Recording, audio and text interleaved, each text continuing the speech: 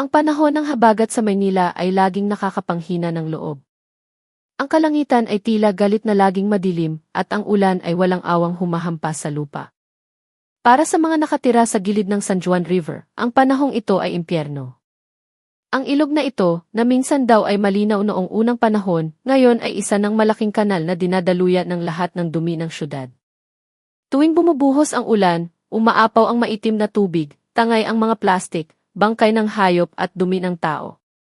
Ang hanging nalalanghap mo ay pinaghalong amoy ng burak, patay na daga, at nabubulok na basura. Si Mang Ador at ang kahon. Hating gabi, 1:00. Sa ilalim ng tulay sa Quezon City, nasa dilim si Mang Ador at ang pamangkin niyang si Junjun. Sila ay mga mangangakal. Habang ang iba ay mahimbing na natutulog, ang bagyo ay oras ng ginto para sa kanila. Nag-aabang sila ng mga inanod na plastik, bakal, o anumang mapapakinabangan mula sa baha. Kuya Ador. Tignan mo iyon. Ano iyon? Itinutok ni Junjun ang flashlight sa madilim na tubig. Sa gitna ng ulan, may isang mabigat na bagay na sumabit sa poste ng tulay. Hindi ito ordinaryong basura. Isa itong parihabang bagay. Kahon. Malaking bakal na kahon. Kuminang ang mata ni Mang Ador. Sa laki ng kahon na iyon, baka may laman na mahalaga, o kahit ang bakal lang ay pwedeng ibenta sa junk shop. Ang kahindik-hindik na laman. Lumuong silang dalawa sa baha. Hanggang baywang ang tubig na malamig at malapot. Sinungkit ni Mang Ador ang kahon gamit ang mahabang bakal. Ang bigat, pare. Junjun, tulungan mo ako. Nang maihaon nila ang kahon sa putikan, nakita nila ang itsura nito. Isa itong lumang steel trunk. Kasing taas halos ng tao pero pwedeng pagkasayahin ang nakatuping gamit. Ang nakakapagtaka, ang takip nito ay binalot ng makapal na pulang duct tape at may malaking kandado. Kuya, baka nahulog to sa mga naglilipat bahay. Baka may ginto o pera sa loob. Excited na sabi ni Junjun. Pero si Mang Ador, kinabahan. Sobrang bigat ng kahon. At habang lumalapit siya, may naaamoy siyang kakaiba. Amoy na nangingibabaw sa baho ng ilog. Matamis na malansang amoy. Pagbubukas ng Pandora's box. Buksan natin. Kinuha ni Mang Ador ang crowbar sa kanyang baywang. Sa gitna ng kulog at kidlat, umalingaw ang tibog. Bog ng paghampas sa kandado. Ilang minuto lang, bumigay din ito. Hiniwa ni Mang Ador ang tape gamit ang kutsilyo. Junjun. Itutok mo ang ilaw. Pag-angat ng takip. Sumingaw ang amoy na sumampal sa mukha nila. Amoy ng nabubulok na karne at matapang na formalin. Diyos ko po! Napasigaw si Junjun at napaatras, nabitawan ang flashlight pero nakatutok pa rin ito sa loob ng kahon. Ang walang hanggang ngiti. Nanigas si Mang Ador. Hindi siya makapaniwala. Walang ginto. May bangkay ng babae sa loob. Pero hindi ito ordinaryong bangkay. Ang katawan niya ay binali-bali para magkasya sa kahon. Ang mga binti ay binali at inilagay sa likod ng ulo. Nakasuot siya ng manipis na puting bestida na ngayon ay natila basahan na, namumula sa dugo. Ang pinakamalala ay ang kanyang mukha. Ang buhok ay nakalaylay sa mukha niyang maputla. Pero siya ay nakangiti. Nang tignan ni Mang Ador ng maigi, nalaman niya ang totoo. Hindi siya nakangiti. Ang gilid ng kanyang bibig ay hiniwa ng patalim hanggang sa tenga. Ang sugat ay nakabuka, kita ang laman, at tinahi ito ng pulido para magmukhang nakangiting joker. Ang mga mata ng babae ay nakadilat. Nakatitig kay Mang Ador na para bang sinasabing. Tignan mo. Masaya ako, di ba? Uwaak. Hindi na napigilan ni Mang Ador. Sumuka siya sa putikan. Si Junjun naman ay nanginginig na lang at hindi makagalaw sa takot. Isang matalim na kidlat ang gumuhit sa langit. Sa liwanag nito, mas lalong luminaw ang mukha ng nakangiting bangkay. Kahit na binabanlawan ng ulan ang bangkay, ang nakakakilabot ng ngiti na iyon ay hindi na mabubura kailanman. Tuloy pa rin ang agos ng maitim na ilog. Sa ilalim ng syudad ng Maynila, walang nakakaalam kung anong demonyo ang nagtatago. Ito ay hindi lang basta pagpatay. Ito ang unang pasabog ng nakangiting demonyo na iayanig sa buong bansa. Nakatayo si Major Mendoza sa labas ng autopsy room, humihigit ng sigarilyo. Siya ay 45 anyos, may balbas sarado, at ang mga mata ay mapula sa puyat. Amoy ginebra ang hininga niya, residu ng inuman kagabi. Major. Bawal manigarilyo dito, sita ni Ilse Cruz pagbukas ng pinto. Bata pa si Ilse Cruz pero matalas na medical legal officer. Pero ngayon, maputla rin siya. Kapag nakita mo yung bangkay sa loob, hihingi ka rin ng yosi, sagot ni Mendoza sabay tapo ng upo sa sahig at pikit matang tinapakan. Malamig na sining. Sa loob ng morgue, amoy formalin at aircon. Sa gitna, may bangkay na nakatakip ng puting kumot. Lumapit si Mendoza. Dahan-dahang inangat ni Ilse Cruz ang kumot. Sa 20 taon ni Mendoza sa serbisyo, marami na siyang nakitang bangkay. Pugot na ulo, chop-chop, sunog. Pero nang makita niya ito, nanindig ang balahibo niya. Ang mukha ng babae. Hiniwa mula sa gilid ng labi hanggang tenga. Tignan mo, Major.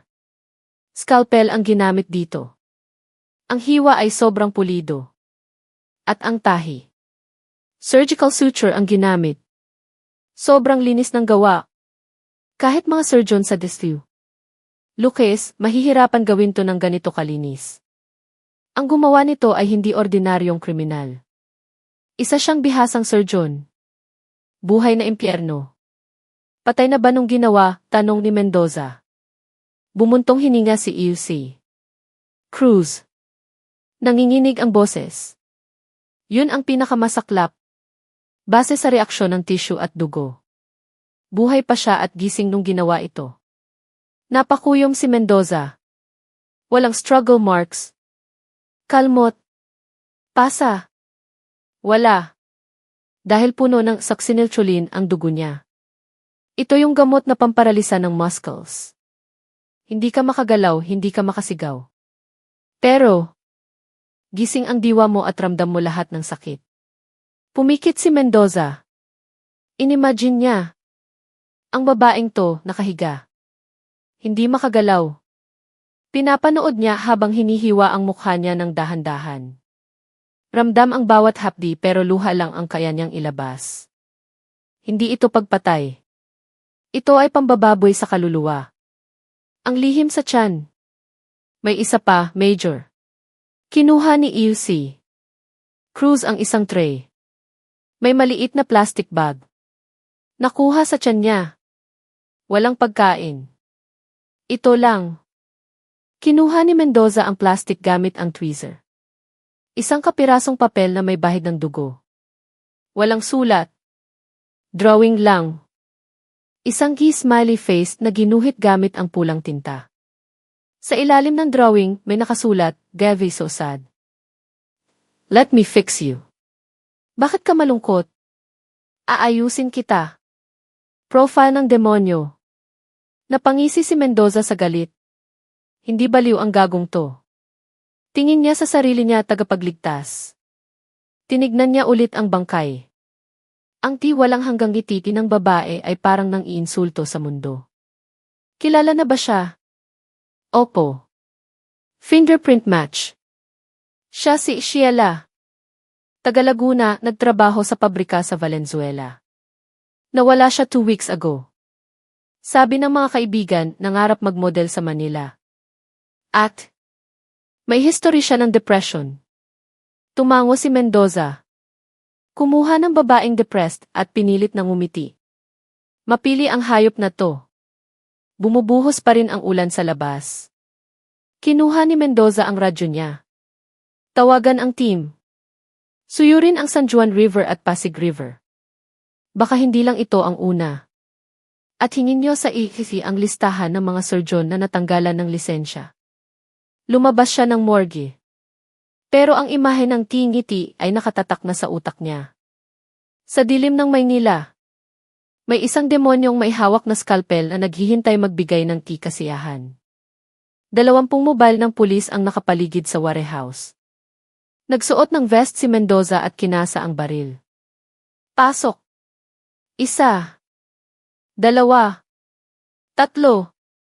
go. Sinira ng SWAT ang pinto. Sigawan. Yabag. Pero, tahimik ang sumalubong sa kanila. Walang tao. Puro lumang makina. Pero sa isang sulok may malinis na area. May operating table. May surgical light. Sa mesa, may dugo ang bulak at balibaling scalpel. Sir, luma na tong lugar pero sariwa pa ang dugo, sabi ng isang pulis. Tumingin si Mendoza sa pader. May nakasulat gamit ang red spray paint. You are too slow, detective. Ang bagal mo, Major. Sinipa ni Mendoza ang basurahan. Punyeta. Pinaglalaruan tayo nito. Pain lang ang Biglang tumunog ang radyo ni Mendoza. Boses ng isang pulis na takot na takot. Eagle isa. Eagle isa. Pumunta kayo sa Quezon Memorial Circle ngayon din. May bangkay po ulit. Ang paboritong pasyalan ng pamilyang Pilipino ay napalibutan ng yellow tape. Ang daming usisero nagla-live sa Facebook at TikTok. Sumiksik si Mendoza. Sa damuhan malapit sa monumento, may isang malaking steel trunk. Katulad nung una. May pulang tape. Ang kaibahan, hindi ito tinapon sa ilog. Sinadya itong iwan dito para makita ng lahat. Nabuksan na, tanong ni Mendoza. Opo, sir. Sa loob, napaiwas ng tingin ang pulis. Sumilip si Mendoza. Lalaki naman ngayon. Nasa 20, gwapo, nakasuot ng itim na tuksedo. Naka-cross arm sa dibdib at may hawak na pulang rosas. At ang mukha. Ganoon pa rin. Hiniwa hanggang tenga at tinahi ng itim na sinulid. Nakatingin kay Mendoza at nakangiti. Ang pagsilang ng Joker. Sino to? Si Mark Po. Sikat na influencer sa Instagram. Kahapon, habang nagla-live, bigla na lang siyang nawala. Bumuntong hininga si Mendoza. Si Sheila, si Mark. Parehong gustong sumikat, parehong malungkot sa loob. May nakuha sa bulsa ng biktima. Isang card. Walang drawing ngayon. Sulat lang, smile, because it confuses people. Smile, because it's easier than explaining what is killing you inside. Ang nakapirma sa baba, The Joker. Takot sa syudad. Nayanig ang buong Metro Manila. Headline sa GC Patrol at 24 oras, The Joker Killer. Nakakatakot na lumabas. May serial killer sa Maynila. Asan ang mga pulis? Hindi magkanda o gaga ang telepono sa presinto. Nasa opisina si Mendoza, umiinom ng emperador. Pressure. Hindi ito ordinaryong kriminal. Gusto niya ng audience. Major, pumasok si UC. Cruz. Na-trace ko na ang sinulid. Rare brand ito. 3 klinik lang sa Metro Manila ang nag-i-import nito. Lumiwanag ang mata ni Mendoza. Ibigay mo ang address. Walang uwi ngayong gabi. New Manila, Quezon City. 9:00 ng gabi. Isang lumang mansyon na balot ng baging. Ito ang dating klinik ni UC. Rico. Sir, 5 taon na tong sarado mula nung tinanggalan siya ng lisensya, sabi ng barangay tanod.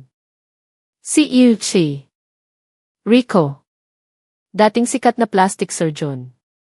Pero tinanggal dahil sa illegal experiment sa pasyente. Gibain ang pinto, utos ni Mendoza. Pagpasok nila, napakalinis sa loob. Amoy ospital. Amoy kamatayan. Sa sala, sa halip na sofa, puro manikin ang nakatayo. Lahat ng manikin may guhit na pula sa mukha. Nakangiti. Bumaba sila sa basement. Isang kumpletong operating room. Sa pader, may mga poster ng The Golden Ratio. Kinuha ni Mendoza ang isang lumang journal sa mesa. Sulat kamay ni EC. Rico. Bakit umiiyak ang tao? Kasi bumabagsak ang muscle sa mukha. Aayusin ko sila. Kapag hinila pataas ang muscle at tinahi, lolokohin ito ang utak para sumaya. Ang ngiti ay gamot. Sa susunod na pahina, litrato ni Sheila at Mark. Test 1, failed. Namatay siya pero nakangiti pa rin. Nanggagamot ang tingin ng gagong to sa sarili niya. May whiteboard sa gilid. Sheila, a kiss. Mark, a kiss. Ang pangatlong litrato. Nanlaki ang mata ni Mendoza. Si Angel, ang sikat na singer na laging nasa balita dahil sa hiwalayan ng asawa. Sa ilalim ng litrato, next patient, her smile is fading. Emergency surgery required. Habulan sa oras. Nasaan si Angel, sigaw ni Mendoza. Nasa Grand Manila Hotel po, may concert ngayong gabi. Tara! Ngayon niya gagawin ang masterpiece niya. Puno ang ballroom. Kumakanta si Angel, suot ang pulang gown. Maganda siya, pero halatang pilit ang ngiti. Nakapwesto na ang mga pulis. Nakadisgi si Mendoza bilang waiter. Natapos ang kanta. Pumunta si Angel sa dressing room. Kumatok ang isang staff. Ma'am, flowers po. Kinuha ni Angel ang bulaklak. May card, wag ka nang umiyak. Nandito na ako. Nabagsak ni Angel ang bulaklak. Mula sa bouquet, gumulong ang isang bagay. Ulo ng manikin na kamukha niya, may tahi sa bibig. Ah! Sigaw ni Angel. Pumasok si Mendoza. Ma'am! Sa dulo ng hallway, may lalaking naka-surgical mask at cleaner uniform. Tumingin kay Mendoza. Ang mga mata niya. Malamig pero nagniningning. Tumakbo ang lalaki sa fire exit. Hinabol ni Mendoza hanggang kitchen. Nagpang-abot sila. Kumuha ng kutsilyo si Ilse, Rico at hinagis. Zing! Daplis sa balikat ni Mendoza. Sinugod ni Mendoza pero mabilis si Ilse. Rico. Pinindot nito ang isang pressure point sa kamay ni Mendoza. Namanhid ang braso ng pulis. Major. Malakas ka, pero wala kang alam sa sining, bulong ni Ilse. Rico. Sinipa niya si Mendoza at tumakas sa likod. Nakatakas si Ilse. Rico. Sa parking lot, may iniwan siyang tablet. May video. Video ng bahay ni Mendoza sa Bulacan. Natutulog ang asawa at anak niya. Text, gusto mong iligtas ang pasyente ko. Sino ang magliligtas sa pamilya mo? Napaluhod si Mendoza sa ulan. Pinapapili siya. Trabaho o pamilya? 1:00. Dinala ni Mendoza ang pamilya niya sa Pampanga. Huwag kayong babalik hanggat di ako tumatawag. Bumalik siya sa Maynila. Galit. Ang ugat ng lahat. Binasa ni Mendoza ang childhood diary ni Ilse. Rico. March 12, 1978. Umiiyak na naman si Mama. Sinaktan ni Papa. Pero ang masama, hindi na siya nakangiti. April 4, 1978. Tulog na si Mama. May lubid sa lig. Nilagyan ko siya ng lipstick. Tinahi ko ang bibig niya pataas. Ayan. Masaya na si Mama. Bata pa lang, sira na ang ulo. Nakita niyang nagpakamatay ang nanay niya at sinubukang iayusin ang bangkay. Nagring ang telepono sa opisina. Nagustuhan mo ba ang kwento ko, Major? Boses ni Ilse. Rico. Asan ka gago? Harapin mo ako. May pasyente ako ngayon. Gagawin ko siyang pinakamaganda. Naputol ang linya. Pumasok ang isang pulis. Sir. Naaksidente ang convoy ni Angel. Patay ang mga escort. Nawawala si Angel. Ito lang ang naiwan. Isang joker card. Lokasyon, kung saan nagtatagpo ang tubig at dumi. Alam ni Mendoza kung saan ito. Sa ilalim ng tulay kung saan nakita ang unang bangkay. May lumang drainage system doon. Pumasok si Mendoza ng mag-isa. Madilim, mabaho, maputik. Daga at ipis ang kasama niya. Sa pader, may araw na gawa sa lipstick. Dito papunta sa ligaya. Nakita niya si Angel sa isang upuan. Nakatali. Nakahood. Nilapitan niya. Pagtanggal ng hood. Manikin lang. May tape recorder na boses ni Angel na umiiyak. Malika, Major, boses ni Izzy. Rico sa speaker. Isang karayom ang tumusok sa liig ni Mendoza mula sa likod. Arf! Bumagsak si Mendoza sa tubig kanal. Hindi siya makagalaw. Paralyzed. Lumabas si Izzy. Rico. Naka-white coat. Walang maskara. Gwapo pero baliw. Aayusin kita, Major. Masyado kang seryoso. Hinila niya si Mendoza papasok sa mas malalim na parte ng tunel. Nagising si Mendoza na nakatali sa surgical bed. Nasa ilalim siya ng spotlight. Gising ang diwa, pero di gumagalaw ang katawan. Gising ka na pala. Nakangisi si Izzy. Rico, hawak ang scalpel. May audience ka. Sa gilid, nakatali si Angel. Umiiyak. Walang anesthesia, sabi ni Izzy. Rico. Ang sakit ay senyales na buhay ka. Ginuhitan niya ng marker ang mukha ni Mendoza. Ang pattern ng ngiti. Ilalapat na niya ang scalpel. Ramdam ni Mendoza ang lamig ng bakal sa pisngi. Sumigaw ang isip ni Mendoza. Ang pamilya niya. Ang mga biktima. Ang galit. Dahil siguro sa adrenaline o sa sanay niyang atay sa alak, gumalaw ang daliri niya. Shock! Hiniwa ni Izzy. Rico ang pisngi ni Mendoza. Hapdi! Dahil sa sakit, nagising ang nerves ni Mendoza. Hinampas niya ang tray ng gamot. Klang! Nagulat si Izzy. Rico! Impossible! Sasaksakin sana niya si Mendoza sa lig. Gamit ang buong lakas, pinatid ni Mendoza ang tali, luman na ang leather strap. Gumulong siya. Tumama ang kutsilyo sa kama. Sinipa ni Mendoza si Izzy. Rico. Nagbuno sila sa putikan. Nakapa ni Mendoza ang isang bonsa o sa sahig. Sinaksak niya si Izzy. Rico sa tagiliran. Ah! Napabitaw ang doktor. Sinubsob ni Mendoza ang mukha ng doktor sa pader. Basag ang ilong. Naputpad si Izzy. Rico sa gilid ng malaking imburnal na direktang bumubuga sa San Juan River. Aayusin kita, Dosi. Ang sakit mo ay ang pagiging buhay mo. Sinipa ni Mendoza si Izzy. Rico. Nahulog ito sa rushing water ng drainage pipe. Nilamon siya ng dilim at dumi. Pinakawala ni Mendoza si Angel. Umiiyak na yumakap ang singer. Lumabas sila sa tunel habang sumisikat ang araw. Isang buwan ang lumipas. Nasa harap ng salamin si Mendoza. Nasa bahay na ang pamilya niya. May pilat siya sa kanang pisngi. 1 pulgada ang haba mula sa gilid ng labi. Ang hiwa ni Izzy. Rico. Hindi siya nakangiti, pero dahil sa pilat, mukha siyang laging may mapait na ngiti. Ang e-joker smile. Tatay. Laro tayo, tawag ng anak niya. Hinawakan ni Mendoza ang pilat.